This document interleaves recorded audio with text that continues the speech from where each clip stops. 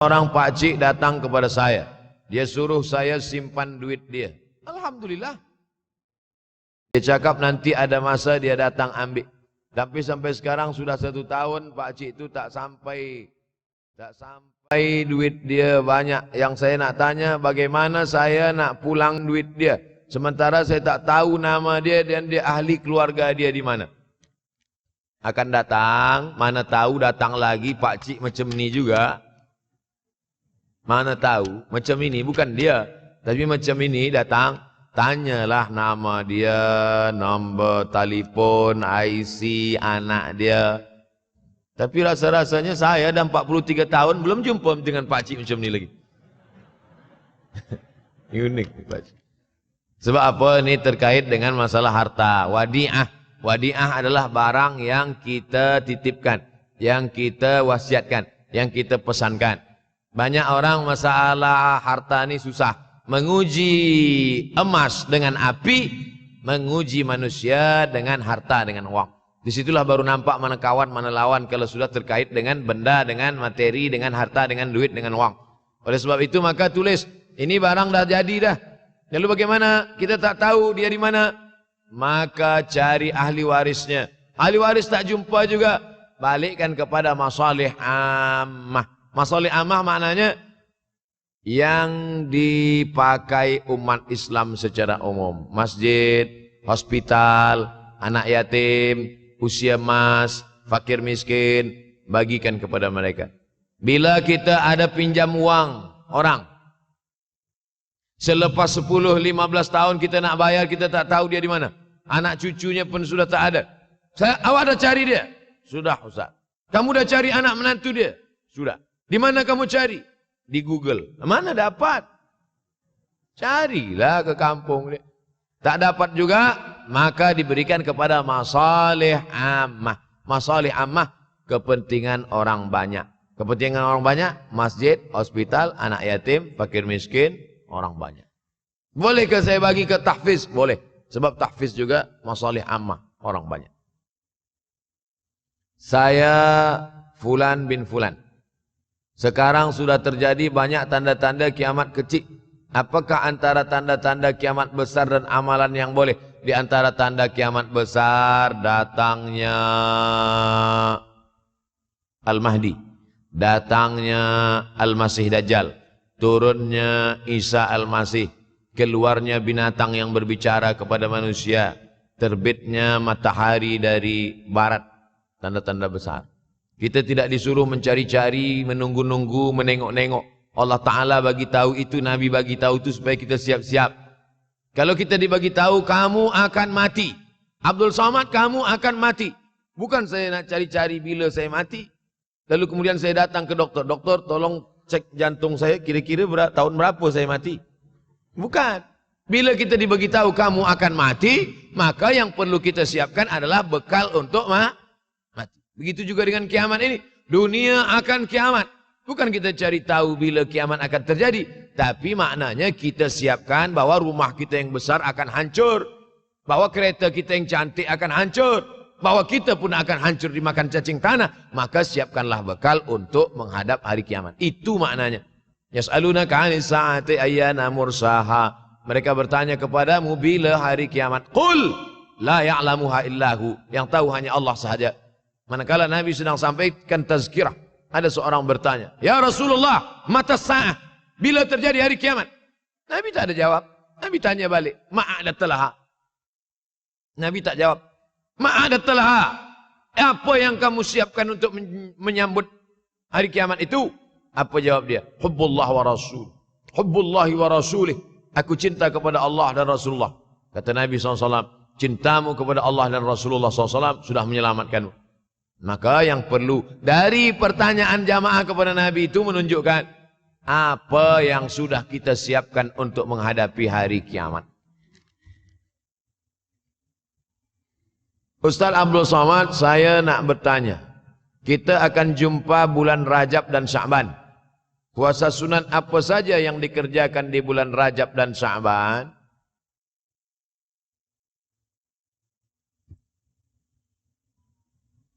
Dalam hadis dikatakan salasun mutawaliyatun. Inna iddatash syuhuri 'indallahi 12 syahran fi kitabillah. Jumlah bulan ada 12. Minha arba'atun hurum. Syukran jazakallahu khairan ahsanallahu ilaikum. Minha arba'atun hurum. Ada 4 bulan haram. 4 bulan haram maknanya 4 bulan mulia kita disuruh beribadah. Ibadah yang paling elok adalah puasa sunat. Apa 4 bulan haram itu? Salasun mutawaliyatun, 3 bulan berterusan, 3 bulan. Muharram, Zulqa'dah, Zulhijjah, Muharram. Wa baina Jumada wa Sya'ban. Ada 1 bulan bersendirian. Dia terletak antara bulan Jumada dan Sya'ban. Itulah dia bulan Rajab. Jadi nanti kalau ada orang banyak berpuasa bulan Rajab, apa dalil awak puasa bulan Rajab? Karena bulan haram. Bulan haram, bulan mulia. Di bulan mulia paling bagus beramal yang mulia. Apa amal yang mulia? Puasa sunat. Bulan Sya'ban. Nabi paling banyak puasa selepas Ramadan adalah Sya'ban. Jadi kalau kita buat yang paling tinggi adalah Ramadan. Di bawah Ramadan, Sya'ban. Di bawah Sya'ban, bulan haram. Paling tinggi Ramadan. Di bawah Ramadan, Sya'ban. Di bawah Sya'ban, itulah dia bulan haram. Muharram, Zulqa'dah, Zulhijjah, Rajab. Nah, inilah puasa-puasa sunat. Sampai-sampai puasa bulan Sya'ban itu, apa kata Aisyah radhiyallahu anha? Karena Rasulullah SAW yasumu Sya'ban kullahu. Nabi pernah melaksanakan puasa bulan Sya'ban itu kullahu. Tapi bukan tiap-tiap tahun. Bukan maknanya tiap tahun Nabi bulan puasa Sya'ban itu full 1 bulan. Tidak. Makna kullahu mu'azzamahu. Sebagian besarnya. Makna kullahu, pernah 1 bulan Sya'ban dia puasa full tapi tidak tiap tahun. Oleh sebab itu banyak-banyak puasa sunat ini elok. Banyak sekarang orang puasa tapi bukan lillahi ta'ala. Puasa nawaitu shauma ghadin, diet. Niatnya tak karena Allah. Berniat puasa karena Allah, dietnya dapat. Berniat diet, Allah tak dapat. Oleh sebab itu maka luruskan niat. Innamal a'malu binniat. Apa doa untuk lembutkan hati seorang lelaki yang kita sayangi? Salat sunat hajat. Usolli sunnatal hajat. Hajatnya apa? Dalam hati. Jangan cakapkan di situ. Usolli sunnatal hajat, nak lembutkan hati si fulan. Sembayangnya di masjid pula. Dengar kawan sebelah. Siapa kata dia? Dalam hati. Allahu Akbar. Selepas itu di sujud terakhir. Aqrabu ma yakunul abdu min rabbih wa huwa sajid. Seorang hamba paling dekat dengan Allah manakala dia bersujud. Di sujud terakhir itulah doakan. Ya Allah, lembutkanlah hati si fulan. Ya muqallibal qulub. Bolehkah kita berdoa menyebut nama? Boleh. Ada hadis Nabi doa menyebut nama? Ada. Allahumma a'izzal Islam bi Umarain. Ya Allah, kuatkan Islam ini dengan 2 Umar. Umar bin Khattab dan Umar bin Hisham. Boleh. Nabi ada menyebut nama. Oleh sebab itu maka doa.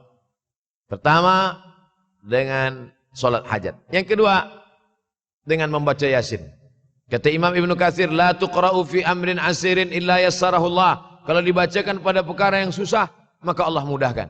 Yasin. Dibacakan pada perkara yang susah, Allah mudahkan. Ada orang yang susah mati, dibacakan Yasin, cepat dia mati. Yassarahullah. Dimudahkan Allah Subhanahu wa taala. Maka dibacakan dia. Selepas membaca surah Yasin itu, membaca doa. Allahumma inni as'aluka bihaqqi Yasin. Aku memohon kepada engkau dengan kemuliaan surat Yasin ini, tunaikanlah hajatku. Sebutkan apa hajat. Last. Bagaimana tanggapan Ustaz terhadap budak-budak yang dilarang dalam masjid? Budak-budak terbagi 2. Pertama, budak-budak yang mumayyiz. Yang kedua, budak-budak yang sabi, belum sampai mumayyiz. Mumayyiz belum akil balik, tapi boleh membezakan mana baik, mana buruk, mana makanan, mana kotoran. Yang di bawah ini sabi. Setahun, 2 tahun, 3 tahun, 4 tahun, itu sabi. Sabi ini tak boleh membezakan. Bila kita suruh dia diam, awal-awal kita katakan gini, diam. Dia pula bagi tahu kita. Ini tak boleh bawa ke masjid. Adapun yang sudah mumayyiz 5, 6, 7, 8, 9, 10, ini dibawa ke masjid.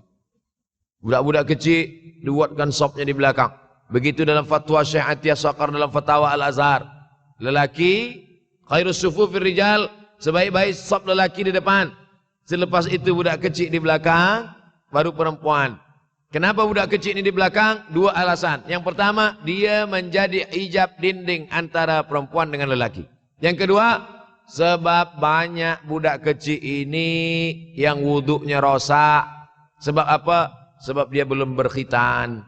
Maka di ujung kulfah ada najis. Maka kalau dia diletakkan di saf, dia boleh memutus saf.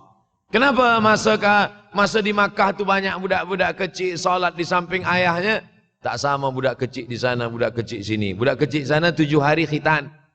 Tempat kita tak tahu di Malaysia. Tempat kami di Sumatera pun beza dengan di Jawa. Di Jawa budak kecil khitan. Kami di Sumatera budak kecil macam cuti sekolah umur 10 tahun baru khitan. Itu pun banyak juga tak khitan. Yang lain khitan dia lari pula. Oleh sebab itu maka yang belum berkhitan itu ada najis di ujung. Atau dia sudah berkhitan tapi wuduk dia tak sempurna. Oleh sebab itu budak-budak kecil dibawa ke masjid. Kalau dia sudah boleh ditegah, boleh membezakan, memayis. Budak kecil ini dibagi 3. Yang pertama sabi. Belum boleh membezakan mana elok, mana tak elok. Selepas itu memayis. Sudah boleh membezakan mana elok, tak elok. Tapi belum lagi akil balik. Selepas itu amrat. Amrat pakai dal. Amrat maknanya baru saja masuk akil balik. Kalau kita larang budak-budak ni di masjid, kalau ada budak-budak kecil masih berlari-lari, masih menjerit-jerit, bersyukurlah. Maknanya masjid kita 20 tahun akan datang masih tetap ada orang yang solat berjamaah. Tapi kalau di masjid itu ada budak-budak lagi, yang ada tua-tua aja. Alamat kapal akan tenggelam. Sekarang banyak di masjid ni isinya orang-orang yang sudah diintai-intai malaikat maut aja. Nauzubillah. Alhamdulillah masjid kita semua hadir. Budak-budak kecil pun hadir. Pemuda-pemuda belia pun hadir. InsyaAllah 20 tahun akan datang masjid ini tetap ramai solat berjamaah.